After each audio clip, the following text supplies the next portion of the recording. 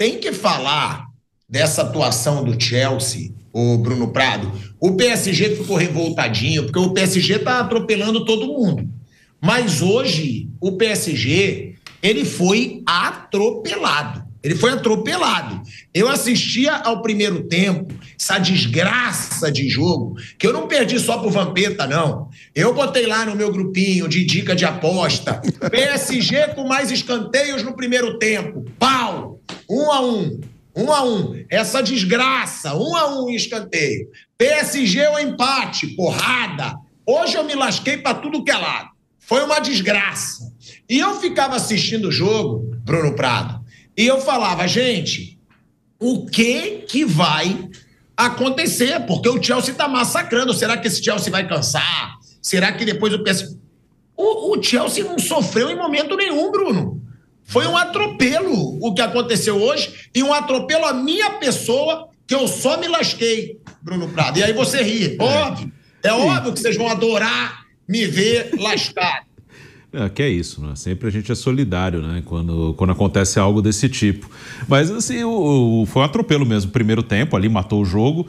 E o Chelsea, para o jogo de hoje especificamente, ele conseguiu encaixar uma estratégia muito bem. Acho que, às vezes, eu me incluo nisso, a gente, às vezes, menospreza o que é um jogo único, de mata-mata. Porque, sim, o Paris Saint-Germain é um time melhor que o Chelsea. Isso não muda. Acho que o Paris Saint-Germain é um time melhor, sim. Mas um jogo único de mata-mata, ele é muito específico, ele é daquele momento, daquele dia, principalmente de times fortes. O Chelsea é um bom time, né? Não é o Paris Saint-Germain jogando contra um time que joga a segunda, terceira divisão, um time bom, que tem jogadores importantes.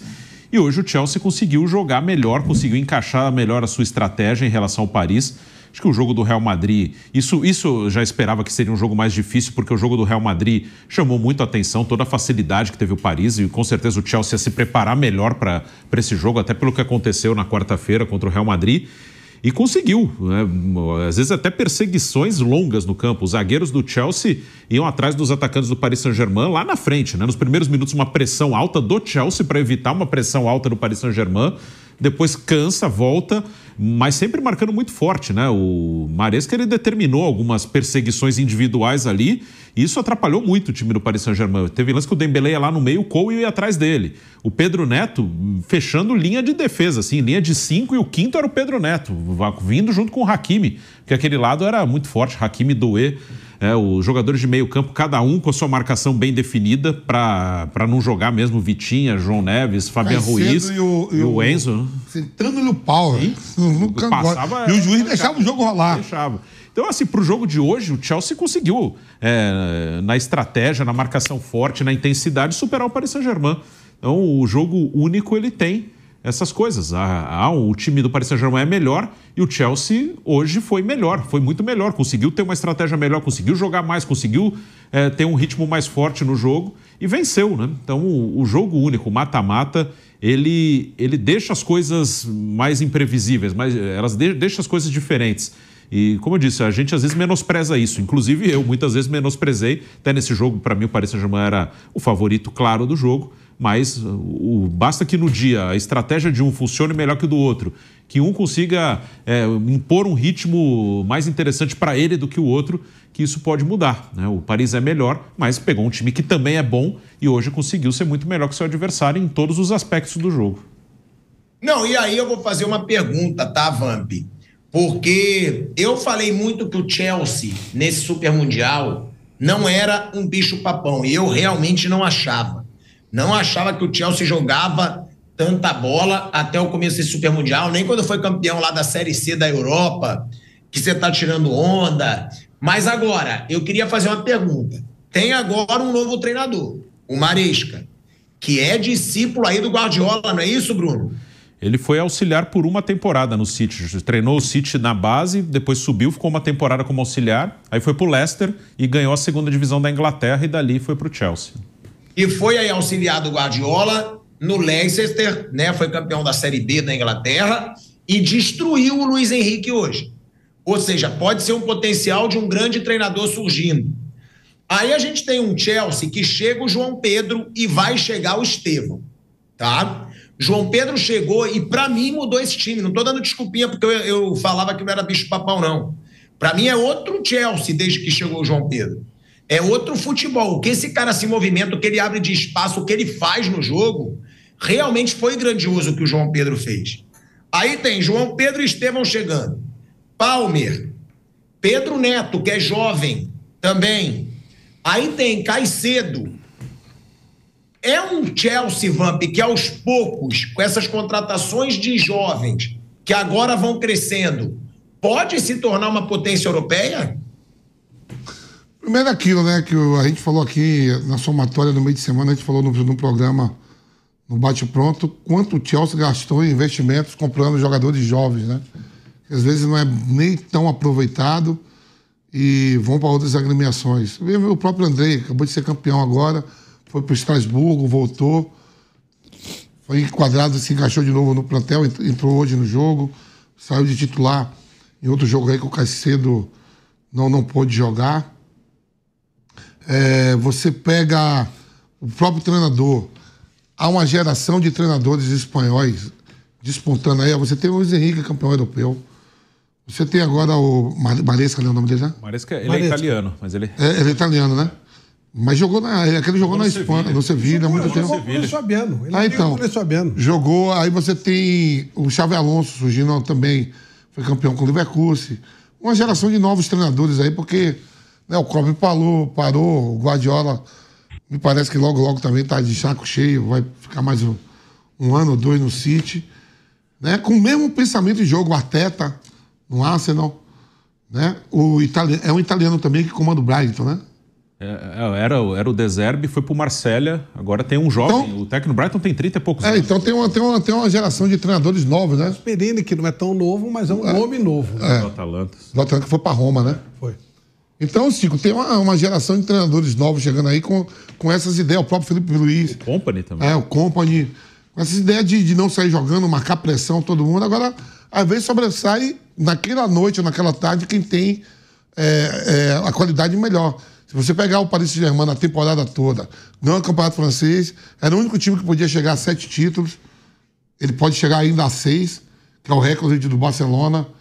Eu acho que é o Barcelona do Guardiola, ou é do Luiz Henrique, que conquista 6 na temporada. Foi do Guardiola. Foi do Guardiola. Então ele pode igualar o Luiz Henrique ao Guardiola, né? Ao Barcelona do Guardiola. Já não pode ultrapassar porque perdeu esse Mundial. Se ganha, poderia chegar a 7. E o modo de jogar. Agora vai muito da qualidade de cada atleta. Eu estava olhando... Eu gosto de ver muito assim, né? Esses grandes clubes europeus, por isso que eu falo que o Chelsea... Eu sempre falei, é jogo duro. O Chelsea é 4 colocado da Premier League, porque eu fico sempre olhando a qualidade dos atletas individualmente, onde eles jogam, Frau. As seleções que defende. O lateral direito do Chelsea é titular da seleção francesa. É de titular, porque o Condé machucou, ele joga de titular na seleção francesa. A dupla de zaga do Chelsea já foi convocado para a seleção inglesa. O lateral esquerdo foi campeão europeu outro dia e estava numa final agora. Cucurella perdendo para Portugal. Aí os dois volantes, os dois talvez seja tá entre os 10 atletas mais caros da Premier League. Que não foi barata a ida do Enzo. Cedo foi caríssimo. Não, é o mais caro até hoje. E o Enzo Fernandes também, quando sai do Benfica, é um dos mais caros. Foi a mais cara na época. Né? Aí o Palmer sai do City lá, não foi muito bem aproveitado. Só vou te cortar rapidinho pra gente voltar aí pra Rádio Jovem Pan, que a gente tá voltando aí em 2 segundinhos, a gente tá de volta à rádio. Voltando, hein? De volta à Rádio Jovem Pan, agora na rádio e no YouTube. Vamp, pode concluir. Você pega o Pedro Neto, que saiu, não foi muito barato. O João Pedro também, que chegou aí, estava quase 400 milhões a compra dele. E do outro lado também são jogadores, né? O Donnarumma tem que saber aprender, ele gosta de ganhar, né? Ganhar de 4, tudo, ser campeão, mas quando perde, quer ameaçar. Ele, quando perdeu pro Botafogo, ele foi lá ameaçar o goleiro do Botafogo, o John. Ele atravessou o campo e foi lá dar dura no John. Não sei se vocês viram esse lance. Hoje ele perdeu que bateu no João Pedro. É muito nervosinho, saber ganhar e saber perder. O Luiz Henrique, uma atitude também, como treinador, não pode se portar assim, não. Ele que tem uma história bonita, como atleta, de vida também. Ele agrediu o João Pedro, ele que dá tapa na cara do João Pedro quando termina o jogo. Jogadores importantes. O Paris Saint-Germain tem o meio-campo da seleção portuguesa, lateral esquerdo da seleção de Portugal, dupla de zaga, jogadores da seleção brasileira. E tem o Pátio, né? Que é da seleção do Equador. Do Equador que não está jogando. O outro lá, o Fernandes, lá, um dos irmãos. O Hakimi, que é um baita Hakimi, jogador terceiro melhor, jogou no Marrocos, na seleção marroquina. Então é parelho, é tudo jogador fera. Fera com fera, é cobra com veneno. Não é cobra com veneno e outra sem veneno. Só que o Chelsea, o clube Chelsea, ele é muito maior, mas muito maior que o Paris Saint-Germain. Sua história é muito maior do que o Paris Saint-Germain. O Paris Saint-Germain é um clube fundado em 1970. Ganha seu primeiro título, investiu nisso, conquistou a Europa, né? Vem aí pro Mundial aqui em dezembro. Tá de parabéns, não é porque perdeu de 3-0 que você vai pagar tudo que o Paris Saint-Germain conquistou e a bola que jogou na temporada. Mas se você pegar o Chelsea quando enfrenta o Paris Saint-Germain ganhou do Bayern de Munique, que é um gigante. Tirou o Real Madrid, que é o maior clube do mundo. Mas o Chelsea, é isso que eu quero falar, não é um clube qualquer. Se pegar a história dos dois, o Chelsea tem muito mais título e história que o Paris Saint-Germain. Aí, Flávio, a gente está falando desse time que hoje fez uma partida perfeita. E o PSG foi decepcionante ou o Chelsea que não deixou o PSG jogar? Porque o PSG hoje, cara, foi atropelado em determinados momentos. Claro que criou. Teve a cabeçada que o Sanches fez uma baita defesa. Teve o Dembélé cara a cara. Ali também tem que encher o pé. Imperdoável. Que o Sanches também pegou. O Sanches fez uma partidaça hoje. Mas foi decepcionante o Paris Saint-Germain do Luiz Henrique hoje, Flávio, foi o Chelsea que foi impecável? Acho que as duas coisas, Pilhado. Eu acho o PSG mais time do que o Chelsea, portanto você precisa contar com uma partida impecável e que o outro não jogue tudo que pode. Se o outro jogasse tudo que pudesse, a coisa sairia fatalmente para o time francês, que jogou muito mal. Não conseguiu sair da marcação muito bem feita, até do fator surpresa, o Chelsea saiu atacando. Tenho certeza que o Luiz Henrique não imaginava que isso fosse acontecer. Agora, uma coisa bem legal que a gente tem que citar é que as últimas grandes decisões têm sido com muitos gols. Tem aquela história a decisão é sempre muito amarrado, muito pegado. A gente lembra a final da Copa do Mundo com muitos gols, a final da Champions, 5 gols, 5-0. Hoje, 3 gols. A gente tem tido algumas finais bem interessantes. É legal que os caras estão saindo para jogar e hoje foi a vez do Chelsea. Eu acho que o Chelsea continua sendo um time de médio para cima, ele ainda vai evoluir, deve evoluir, depende muito do que vai acontecer com os jovens que estão chegando agora, tem muita gente nova chegando no time, até o Estevão, né, o brasileiro, o João Pedro chegou agora, o Andrei, né, só para falar dos brasileiros, foi agora colocado no time, então tem muito garoto, tem muita gente para chegar. E o Paris Saint-Germain está montado, está estruturado, já se ajeitou, teve uma jornada muito ruim, realmente hoje mereceu perder, mas é um time que vai continuar sendo um protagonista muito forte. O Luiz Henrique já achou o time, tem muito que corrigir. E o Maresca está numa fase de montagem. Claro que hoje ele teve uma partida muito boa, a partir daí talvez ele comece a mudar esse padrão, esse patamar. Mas entendo que o Chelsea ainda tem um trabalho muito mais longo para fazer do que o Paris Saint-Germain. O Paris Saint-Germain, ele continua, para mim, sendo o melhor time do mundo, em que pese hoje ter perdido da maneira que perdeu. Ô, Bruno, quem que você escolheria como o craque dessa competição? O que eu acho que jogou melhor, com mais regularidade ali, eu ficaria entre o Vitinha e o Hakimi. O Palmer foi o craque da final, mas acho que do campeonato eu voto no Hakimi. Para mim, o Hakimi, lateral do Paris Saint-Germain, hoje não foi bem como o time todo, mas campeonato todo, para mim, ele foi o melhor. Concorda, velho Vamp? Eu vou de Palmer. Te deu uma grana, né? Eu vou de Palmer. Não, o Palmer jogou muito contra o Palmeiras também. Ele não rende nada contra o Flamengo, né? O Flamengo, quando o Tico falou, jogou muito mais, amassou. Mas ele fez gols importantes e passes importantes. E na final, quando é final, não deram pro Can lá. O pessoal nem sabia que o Can ia bater roupa e o Ronaldo ia fazer o gol. O Brasil ia ser campeão. Não deram o prêmio antes pro Can. Aí o Can falhou. O Palmer foi o melhor jogador da final e é a final que marca, todo mundo lembra. Tem isso, né? Nisso eu vou ter que concordar com o Vamp. O que marca mesmo é a final. É o campeão, é o cara que decidiu a final. Mas você lembrou do jogo do Palmeiras. Eu acho que se você pegar Palmeiras e Fluminense, o João Pedro jogou melhor que o Palmer até. Só que o Palmer, na final, não foram só os 2 gols. Cara, o segundo gol é gol de gênio, porque ele vai cortando os caras, ele finge que vai dar o passe para lateral, corta todo mundo num toque só, num movimento só, e faz o gol, idêntica à finalização do primeiro, ou seja, não foi sorte. Sabe aquele negócio? Não, ele chutou na rede lateral porque foi sorte. Ele deu 2 finalizações seguidas na rede lateral. Ali, rente à trave, rente, entrando, né? Não indo para fora.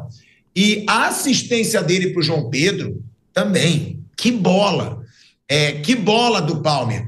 É um Chelsea de garotos. E Mauro, eu te pergunto, até porque eu fui um que quando o Estevão foi para o Chelsea, eu falei, talvez não tenha sido a escolha certa. Talvez ele pudesse ir para um Barcelona da vida, que tem um time melhor, para um Real Madrid, para um Liverpool. E agora, pelo jeito, Mauro, é uma nova geração forte nesse Chelsea, onde o Estevão vai chegar. Aí eu te pergunto, você acha que o Estevão vai ter muitas chances e pode até crescer nesse time, com uma garotada talentosa como ele? Porque, se a gente for pegar agora, Pedro Neto, João Pedro, Palmer, Caicedo, né? São jogadores aí de muito talento. E o Estevão chegando. Mauro César Pereira, Estevão vai melhorar ainda mais esse Chelsea? Ou pelo que você está vendo, ele pode não ter tanta chance? Não, muito cedo para falar sobre isso, ele nem se apresentou. Agora, isso que você falou, você cai no erro de vários colegas. Você mesmo fala, não vejo tanto jogo e tudo, aí sai dando pitaco, fala uma bobagem dessa aí. Como, por exemplo, falando que não é boa jogar no Chelsea. Como não é boa jogar no Chelsea? Não, mas campeão europeu, eu campeão 4 colocado da Premier League, tem dinheiro, time de Londres. Eu concordo que eu não assisto. Você fica dando um pitaco, você se trai por isso. Por isso que o Vamp ganha de você na aposta. Você fica dando mole. Mas hoje só o Vamp porque o Chelsea... Pois é, mas antes do jogo a gente falou aqui hoje, no outro dia, o jogo deve ser mais equilibrado. Acho que não vai ser essa moleza que foi contra o Real Madrid, que foi muito mal escalado pelo Xabi Alonso. Então é isso, o Chelsea é um time grande hoje no futebol europeu. Foi campeão em cima do City do Guardiola. Tem dinheiro, mudou de dono, mas tem dinheiro, contrata muito bem.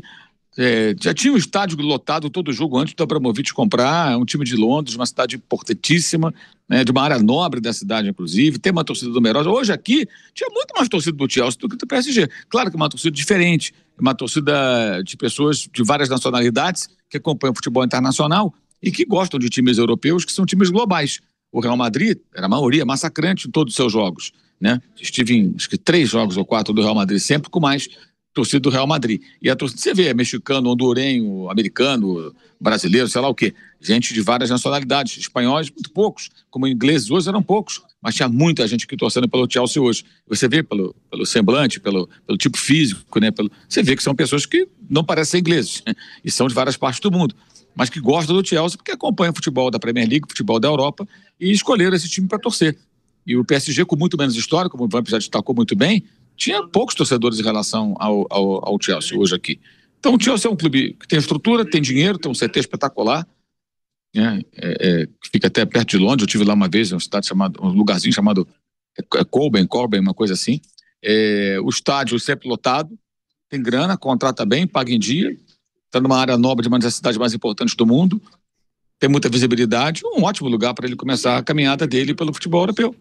O mundo não se resume a Real Madrid e Barcelona. Aliás, você pega, por exemplo, Felipe Coutinho, quando ele sai do Liverpool, com esse fetiche de brasileiro por conta de Real Madrid e Barcelona, ele começa a fundar a carreira dele ali, quando ele vai para o Barcelona.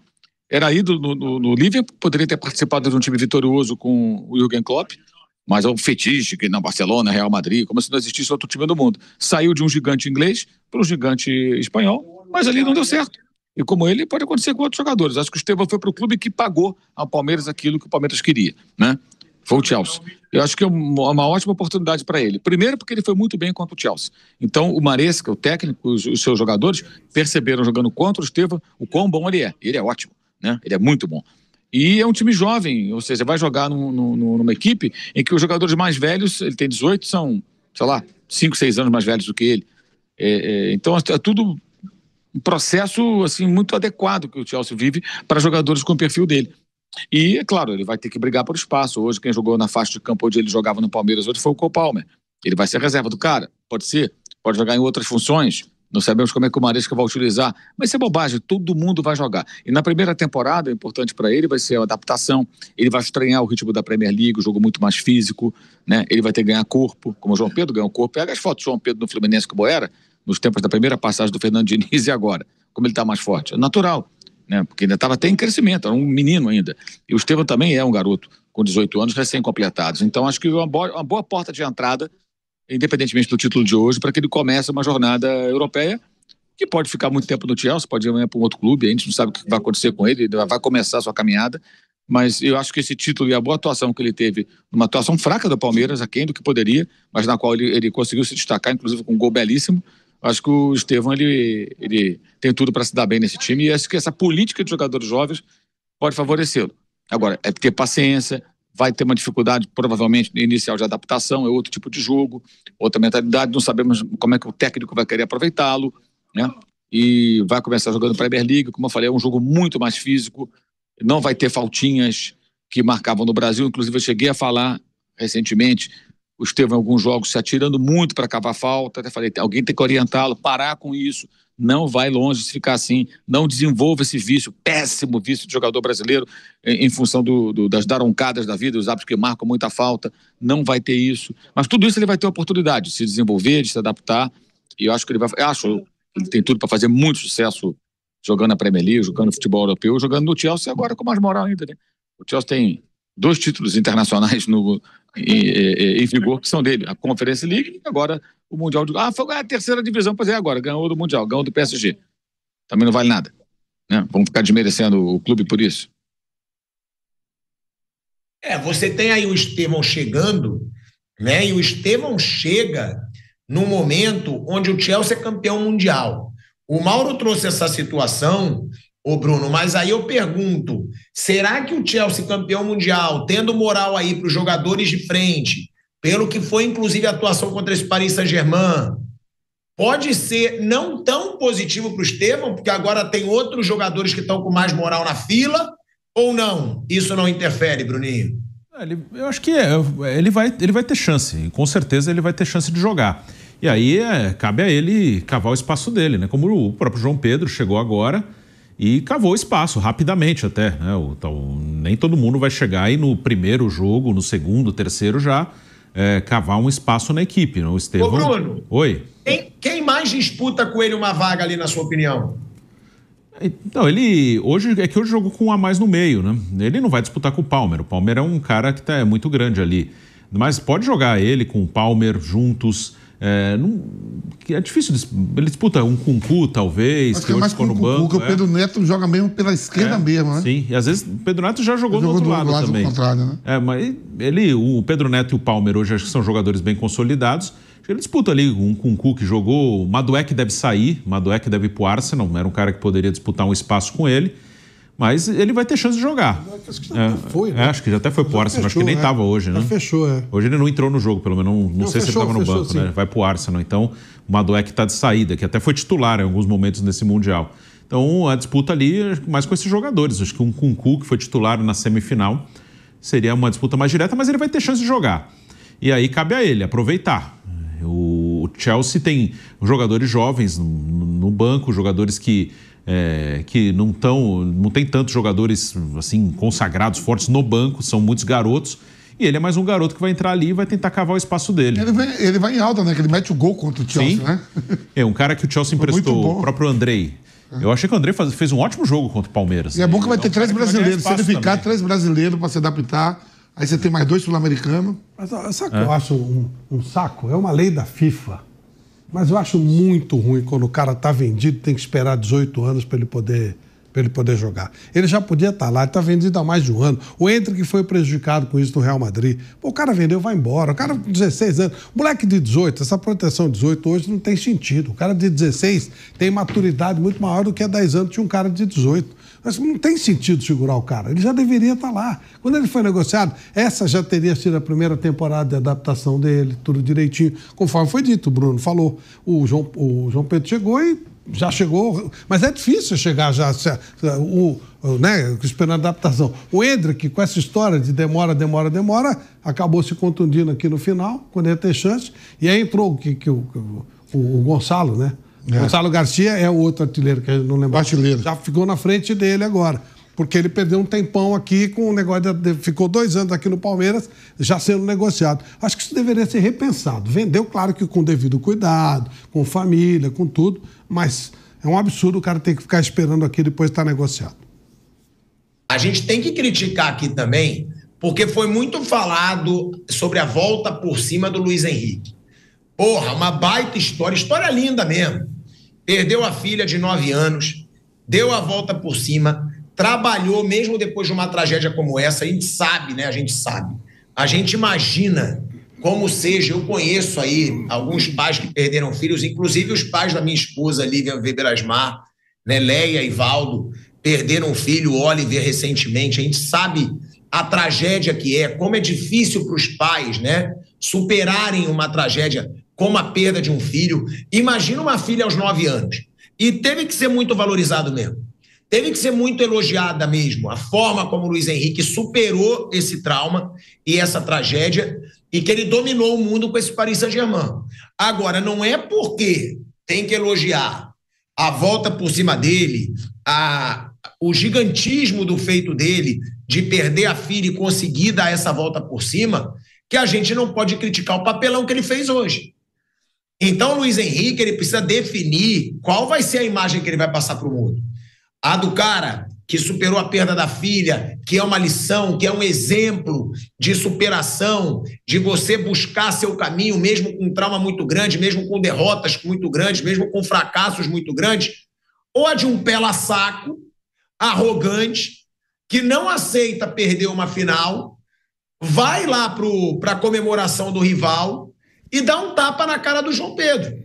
Porque aquilo ali foi um papelão, Flávio Prado. Foi um papelão. A gente vê o João Pedro, depois de um super mundial foda como esse que ele fez, porque o moleque tirou onda nesse super mundial, e vai o Luiz Henrique, que a gente era só elogios, que a gente tem que sempre valorizar o trabalho que ele faz nesse Paris Saint-Germain, mas hoje a gente precisa colocar em xeque. E aí, quem é o Luiz Henrique? É o cara simples, da superação, da volta por cima, que é lição para muita gente? Ou é o pela-saco que ele foi hoje, né, Flávio Prado? Bom, hoje aconteceu alguma coisa que a gente não sabe, vamos saber lá na frente. A verdade é que não era só ele que queria dar tapa no João Pedro, não, Donnarumma. Donnarumma fez isso no jogo do Botafogo, ele atravessou o campo, você lembra que ele foi pra cima do João Pedro, os caras, quando acabou o jogo, todo mundo olhou feio pra ele. Alguma coisa aconteceu lá. O Luiz Henrique tem um passado, até em Copa do Mundo, ele tomou uma cotovelada em 86 e... 94. 94, né? Aí ele levou a coisa adiante, foi sempre um cara muito correto na carreira dele, como profissional. Então, hoje não é legal um técnico agredir o adversário, obviamente. Mas eu vou muito mais, já que você perguntou qual a versão do Luiz Henrique, me parece muito mais convincente aquela versão do cara de superação, do cara que tem as suas adversidades, vai adiante e consegue montar um grande time. Precisa ver o que aconteceu lá na briga, sabe? Briga de final de jogo, briga tipo Várzea, assim, lembrou um pouco o Libertadores. Você estava fazendo jogo... Uma coisa que a gente não sabe... Você estava fazendo jogo pela PAN, você não achou que o lateral esquerdo do português estava muito nervoso? Xingando o juiz, batendo em todo mundo. Ele fez uma partida horrível hoje. Horrível, foi a pior partida dele. Não, então não foi só ele. O João Neves, ele puxou o cabelo. Ele deu uma voadora no atleta do Chelsea. O juiz deu a falta, ele foi lá pra querer. Foi. Lembra esse lance? Foi. Ele tá muito nervoso, né? O time estava todo fora do padrão normal, mas com certeza o João Pedro fez alguma coisinha que não justifica. Mas não foi, eu não fui com a cara dele, eu vou brigar com ele. Por que foram nele, né? Todos foram nele. Alguma coisa ele fez, tal. Esses caras que são provocadores, eles são complicados, viu, Pilar? Cara que gosta de provocar os outros e tal, não é legal, não gosta. Tem um número bom, Flávio, que eu tava vendo do João Pedro, Chico. Ele precisa marcar um gol a cada 4 jogos. Não, ele precisa de 4 jogos para marcar um gol. Pra fazer um gol. João Pedro? Na carreira dele. Ele não passa de 4... Ele não passa de 4 jogos. Dá 0,25 por jogo, mais ou menos. De média. Ele não passa 4 jogos sem fazer um gol. É muito bom, porque os grandes jogadores normalmente estão na média de um gol sim, jogo sim, jogo. Às vezes ele faz 2, ele pode fazer 3, mas tô falando que ele precisa de 4 jogos para poder fazer. Média boa. Não, e nesse Mundial essa média deve ter caído. Deve ter subido, quer dizer. Ele jogou 3 jogos e fez 3 gols. 3 gols. O artilheiro do campeonato fez 4. Se eu não me engano, acho que é o Harry Kane. É o Di Maria, não. Di Maria, né? Harry Kane. Di Maria e o... Foi outro, não é o Harry Kane, não. Mas é o Di Maria e o outro. Tem outro, 4 de gols. 4.